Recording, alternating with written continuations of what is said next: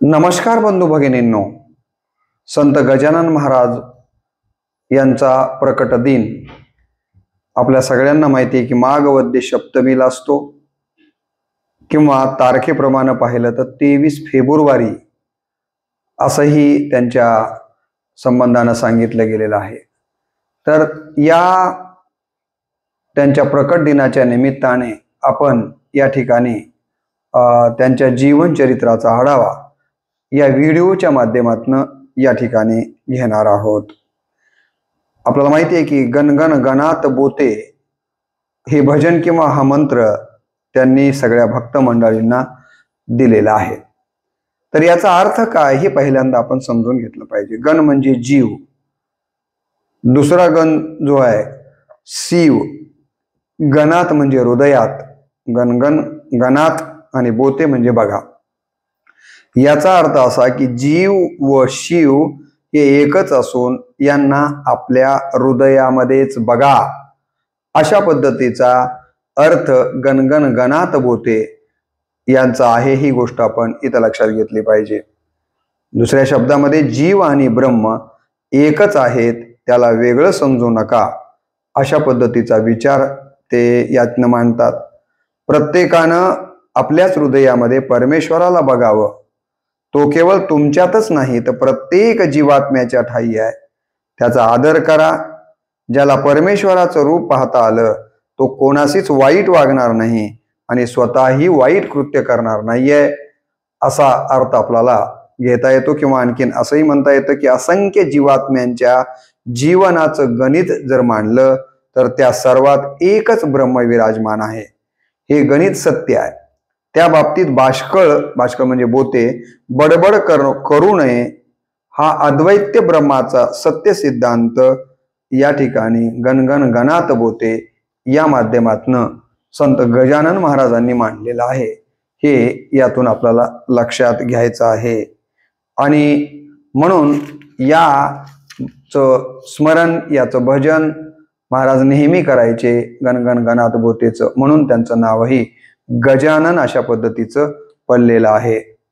बाबांचं माघ वद्य सप्तमी शके 1800 म्हणजेच 13 फेब्रुवारी 1878 मध्यान्ह काळी विदर्भातील शेगाव, ज्याला पूर्वी शिवगाव असं म्हटलं जात असायचं, तालुका खामगाव पण आता तालुका स्वतः शेगावच आहे, जिल्हा अकोला येथे पहिल्यांदा प्रकटीकरण झालं।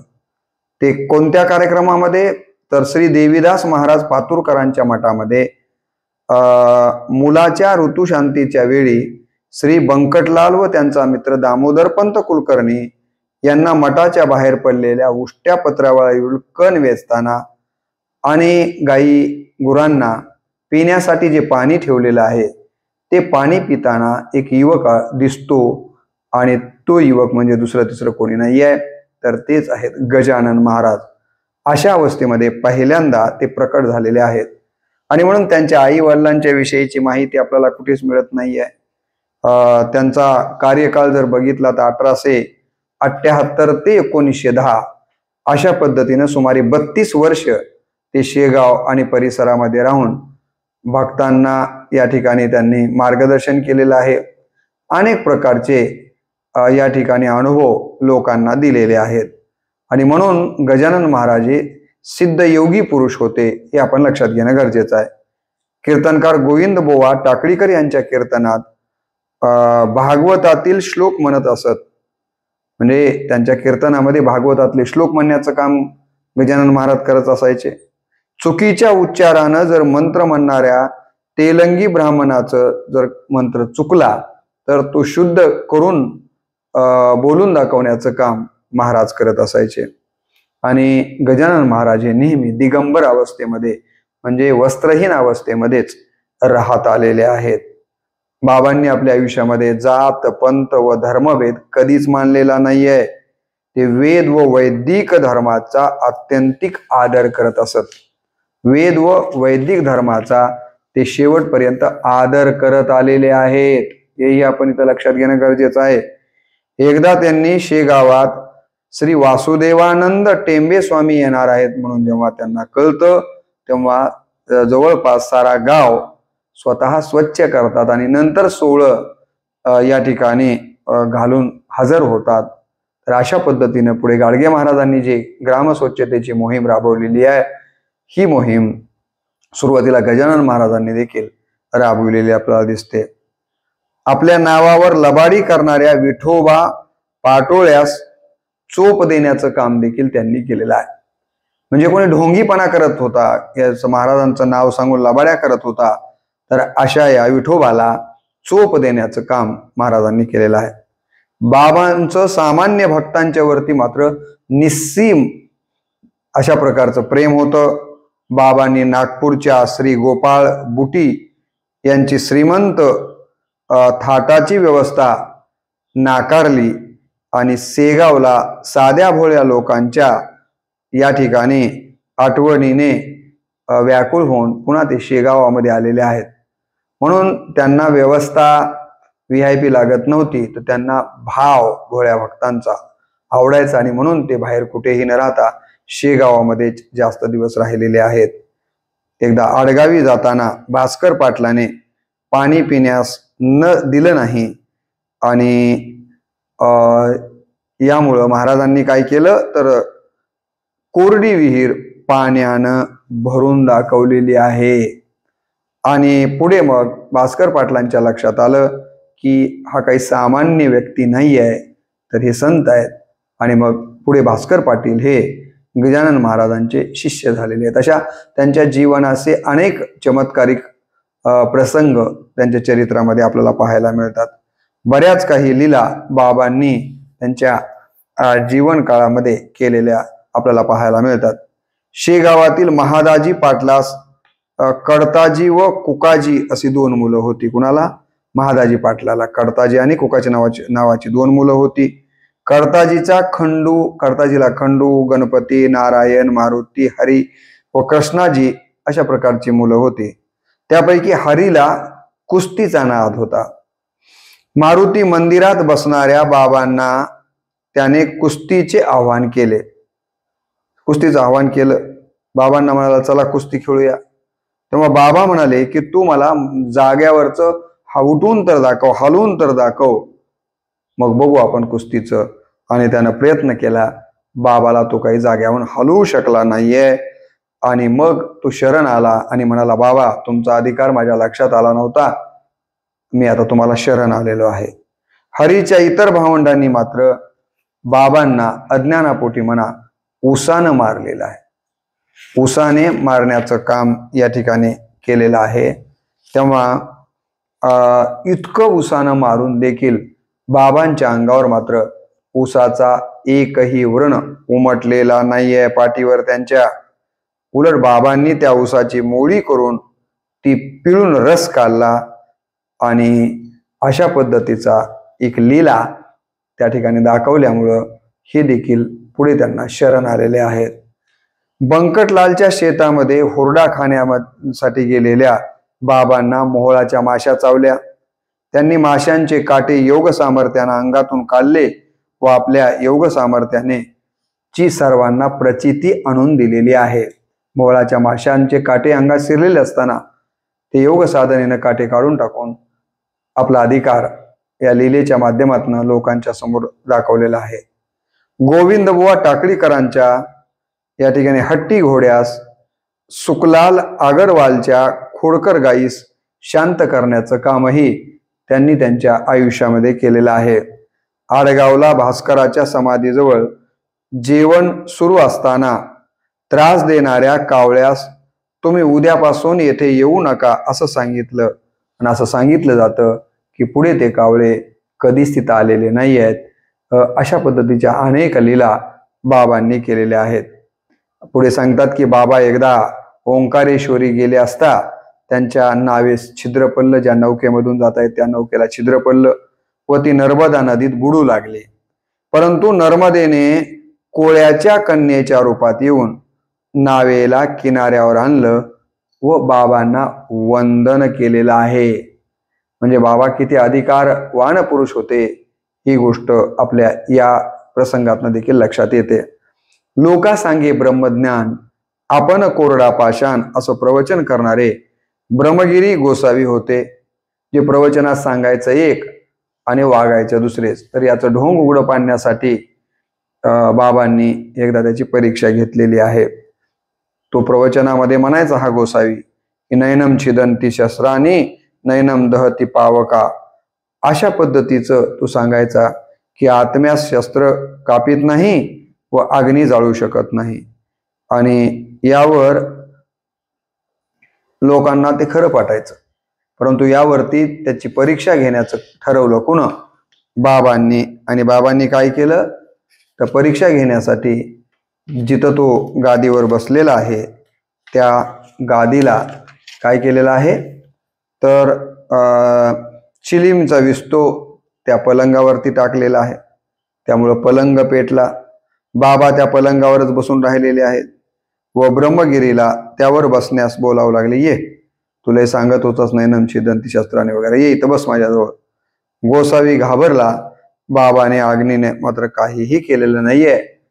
आणि हा जो मोठं प्रवचन करत होता तो मात्र घाबरून जवळ आलेला नाहीये. आणि मग बाबांची हे लीला बघून मात्र त्याला बाबांचा अधिकार लक्षात आला आणि मग तो बाबांना शरण आलेला आहे.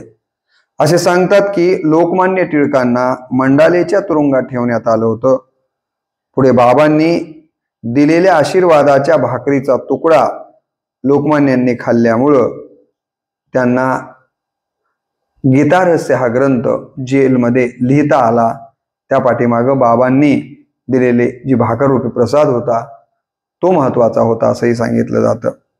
दासगणू महाराजांनी त्यांच्या कार्य व चमत्कारावर गजानन विजय नावाचा ग्रंथ लिहिलेला आहे. कोण?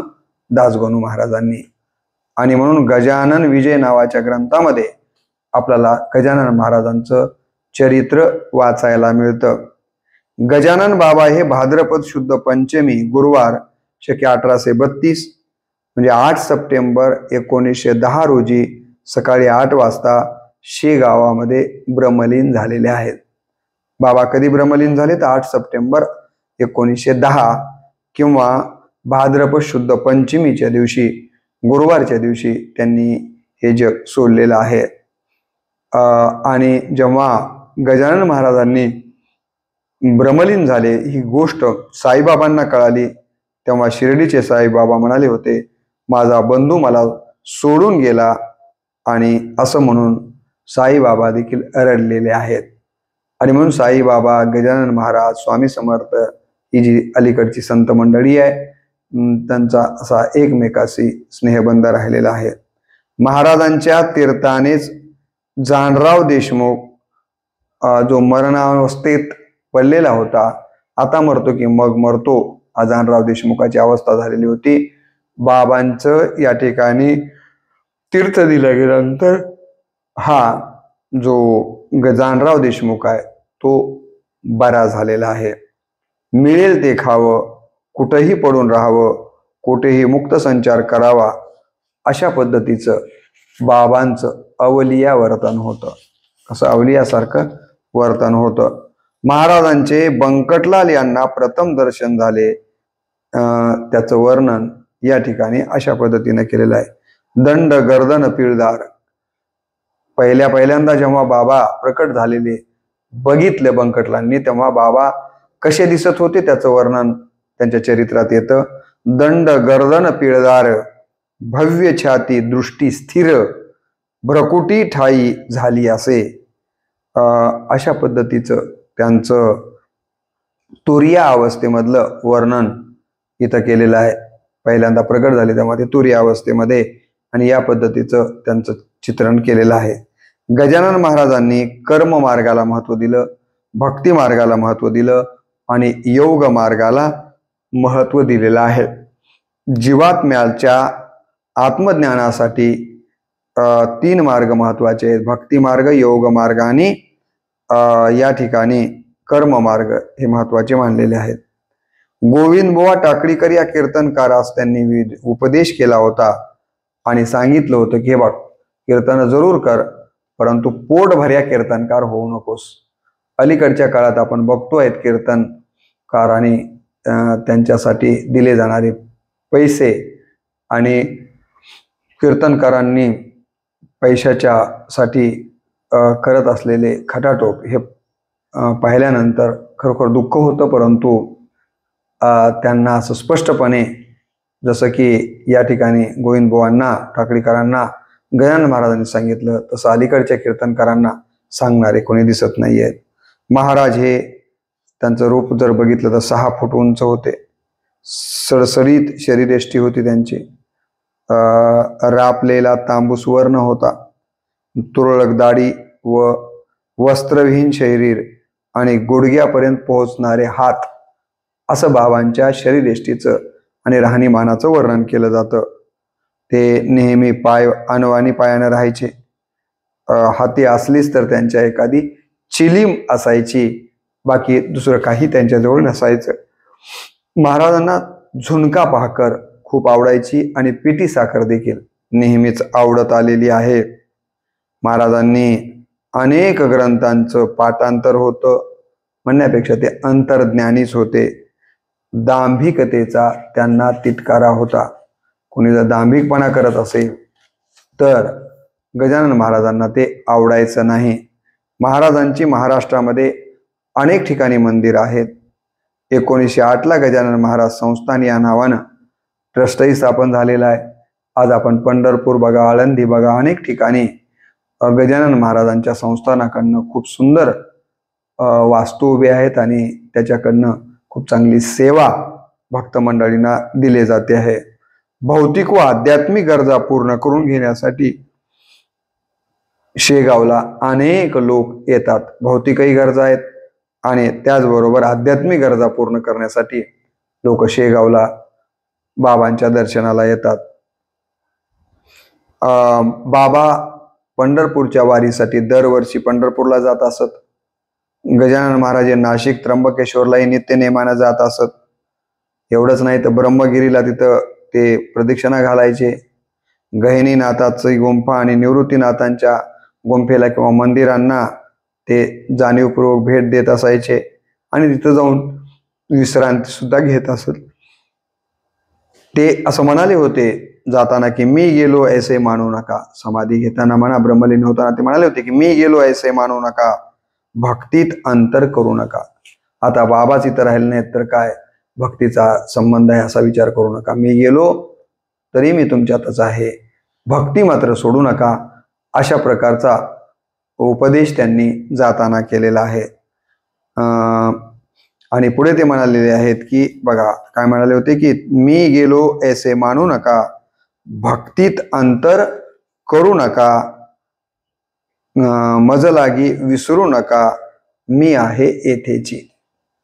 म्हणजे ते शरीरानं जरी आपल्यातनं निघून गेले असले तरी त्यांचा आत्मा आणि त्यांचं प्रेम हे शेगावामध्ये आजही आहे, असं स्वतः महाराजांनी सांगितलं की मी जरी गेलो असलो तरी मी इथून गेलेलो नाही आहे. शरीरानं जरी दिसत नसलो तरी मी इथंच आहे, मी आहे येथेची, असं त्यांनी स्पष्ट सांगितलेलं आहे. आणि म्हणून समाधी घेण्यापूर्वी ते म्हणाले होते दुःख न करावे यत्किंचित. अजिबात कशाच पद्धतीनं तुम्ही दुःख करू नका. आम्ही आहोत येथेच.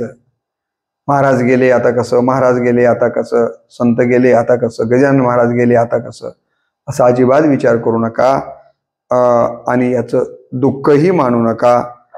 आम्ही कुठेही गेलेलो नाही आहे, आम्ही इथेच आहोत, असं ते या ठिकाणी सांगतात. तुम्हा सांभाळण्यापरी सत्य तुमचा विसर पडणे नसेच. आम्ही इथं का आहोत तर तुम्हाला सांभाळण्यासाठी इथं आहोत. आणि संत मुळात येतातच कशासाठी, अर्भकाचेसाठी. पण ते हाती धरली पाटी तैसे संत जगी, क्रिया करोनी दाविती अंगी. गुरुजीला पाटी हातात घेऊन त्याच्यावर अ ब क ड किंवा अ आ इ ई किंवा 1 2 3 4 लिहावं लागतं. याचा अर्थ गुरुजीला येत नाहीत म्हणून ते पाठ करण्यासाठी लिहायलेत का? गुरुजीला त्या लिहिण्याचा तसा वैयक्तिक त्यांच्यासाठी काही फायदा आहे का? तर उत्तर मिळतं नाही. मग कशासाठी पाटी गुरुजींना पेन्सिल हाती घेतलेली आहे? तर अर्भकाचेसाठी. पंते हाती, पंते म्हणजे गुरुजींनी, हाती धरली पाटी, तैसे संत जगी. तशाच पद्धतीनं जगाच्या पाठीवरती हे संत क्रिया करून दावी ती अंगी, क्रिया करून दाखवण्याचं काम करतात, असे हे संत असतात. गजानन महाराजांनी देखील आपण बघितलं की अनेक लीला या ठिकाणी करून दाखवलेल्या आहेत आणि त्या नुसत्या ते असतानाच लीला केल्या असं नाही, तर आज आपण शेगावमध्ये गेलो आणि आपल्या मनातल्या मनोकामना प्रामाणिकपणे त्यांच्या समोर मांडल्या, तर निश्चितपणे त्या मनोकामना पूर्णत्वाकडे घेऊन जाण्याची ताकद गजानन महाराजांच्या ठिकाणी आपल्याला या ठिकाणी दिसते. म्हणून ते म्हणतात, दुःख न करावे यत्किंचित, आम्ही आहो येथेच, तुम्हा सांभाळण्या परिसत्य, तुमचा विसर पडणे नसे. तुम्हाला सांभाळण्यासाठीच आम्ही इथं आलेलो आहोत आणि तुम्हाला आम्ही अजिबात विसरणार नाही आहेत, अशा प्रकारचा विचार या ठिकाणी त्यांच्या चरित्रामध्ये आपल्याला पाहायला मिळतो. आणि म्हणून आज आपण मोठ्या प्रमाणावरती शेगावला भक्त मंडळी केवळ राज्यातूनच नाही तर देशभरातून अनेक लोक या ठिकाणी गजानन महाराजांच्या दर्शनासाठी शेगावला जातात आणि तिथे गेल्याच्या नंतर तिथून निघावंसं वाटत नाही, तिथंच राहावंसं वाटतं, म्हणून अनेक जण तिथे राहतात देखील. असं हे अत्यंत मला असं वाटतं की लीलाधारी असणारे संत, वरून बघितलं त्यांचं सगळी शरीरयष्टी, त्यांचे कपडे वगैरे, तर कपडेच अंगावर नाहीत असं बघितलं तर कदाचित ते संत वाटणारही नाही आहेत. परंतु त्यांचं एकंदर चरित्र जर बघितलं तर संतत्वाची सगळी लक्षणं त्यांच्या ठिकाणी आहेत. नव्हे ते अवतारी पुरुष अशाच पद्धतीचे गजानन महाराज राहिलेले आहेत. तेव्हा अशा या गजानन महाराजांचा प्रकट दिन आपण नेहमीच या ठिकाणी साजरा करतो. तारखेप्रमाणे करण्याऐवजी तिथीप्रमाणेच ह्या संतांचे सगळे उत्सव आपण साजरे करत असतो आणि तशाच पद्धतीनं आपण त्यांचा प्रकट दिन या ठिकाणी तिथीप्रमाणे माघ वद्य सप्तमीच्या दिवशी संपन्न करत आहोत. तेव्हा पुनश्च एकदा या ठिकाणी गजानन महाराजांच्या चरित्रातून आपण हाच बोध घ्यायचा आहे की आपण देखील आपल्या पद्धतीनं मानवतेची सेवा जशी करता येईल तशी करण्याचा प्रयत्न करूयात. सेवा नाहीच करता आली तर कमीत कमी इतरांना दुःख तरी आपल्याकडनं होणार नाही यासाठीची काळजी आपण सगळेजण घेऊयात आणि महाराजांनी सांगितलेला जो मार्ग आहे तो मार्ग चोखाळण्याचा प्रामाणिक प्रयत्न करूयात, एवढीच अपेक्षा त्यांच्या प्रकट दिनाच्या निमित्तानं या ठिकाणी व्यक्त करतो आणि पुनश्च एकदा गजानन महाराजांच्या चरणी नतमस्तक होऊन व्हिडिओला याच ठिकाणी पूर्णविराम देतो. नमस्कार.